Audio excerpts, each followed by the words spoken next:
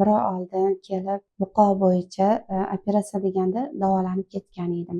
Operatsiya deyishdi, lekin lechение qilib bo'lmaydi, hech narsa qilib bo'lmaydi deyishdi. Men Mavlonova Muborak bu Belaz klinikasiga bir oy oldin kelib davolanib ketgan edim. Allohga shukur, o'zimni yaxshi his qilyapman.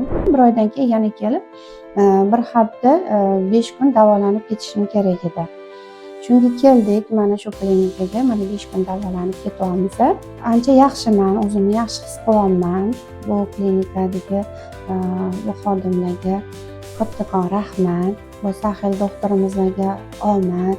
Kelinglar, yaxshi mana analizlarni ham yaxshi tekshirib, o'zidilar hammasini chiroyli qilib, yana bir oydan keyin yana kelasiz dedilar. Shu bilan bo'ldi.